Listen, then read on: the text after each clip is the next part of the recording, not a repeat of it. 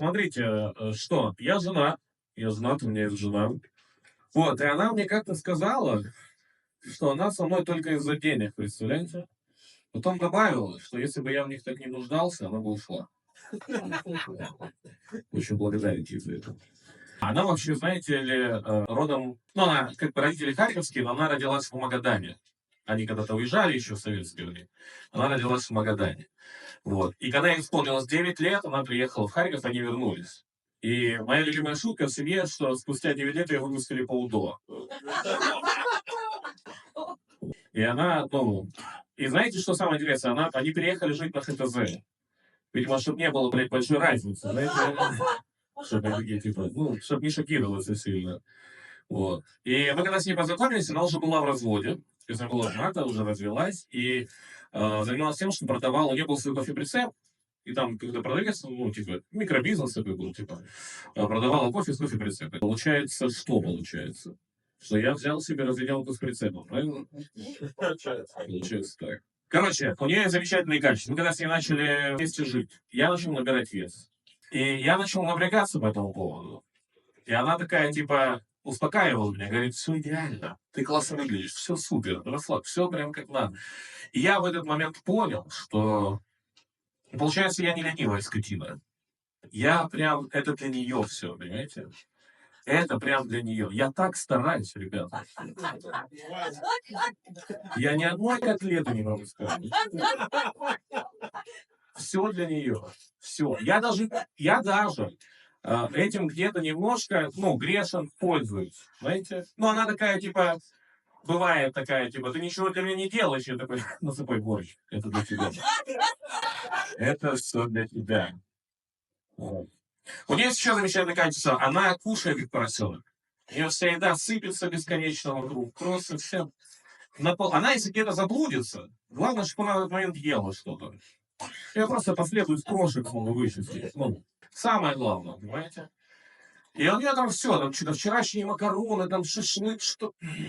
В принципе, если она, я вот как-то прикинул, если она где-то сутки не будет мыться, я могу с нее, возможно, даже полноценно пообедать, знаете?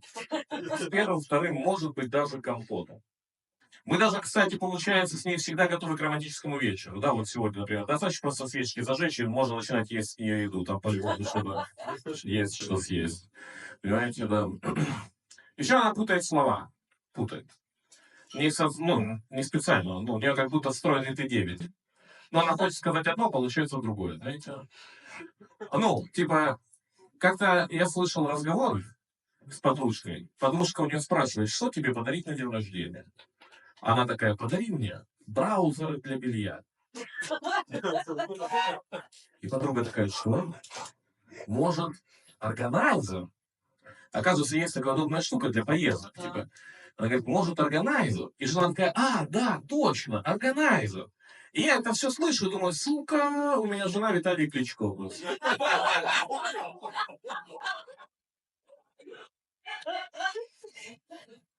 У нас, похоже, тоже скоро будет это все, пора готовиться к земле. Только будет более социально. Типа, сходи в маргарин, купи литр молотка, уже ночь пора ложиться спать. У нас, видимо, нет, реально путает. У нее есть друг, какой-то, она мне когда знакомилась с кем-то знакомым, ну, друг, это громко сказать, знакомый, мексиканец, там какое-то заведение было в городе, говорит, ну, знакомый, знакомьтесь, типа, что-то Хуан Хель. Я думаю, имя странное, какой-то Хуан Хель. Я никогда не слышал таких имен. Если не то, чтобы я много мексиканцев знаю, ну, кино я смотрел, но не слышал таких имен. Думаю, дай переспрошу у него. Переспрашиваю, оказалось Хоакин. И что самое интересное, он ее даже не исправлял, понимаете? Он, видимо, уже задолбался за все время их знакомств, такой себе, ну, может, Хуан Хель, я не знаю. Спасибо, что не брал, спасибо на это, конечно. Вот. У нас собака есть, лабрадор. Гибралтар. Последний крылья его.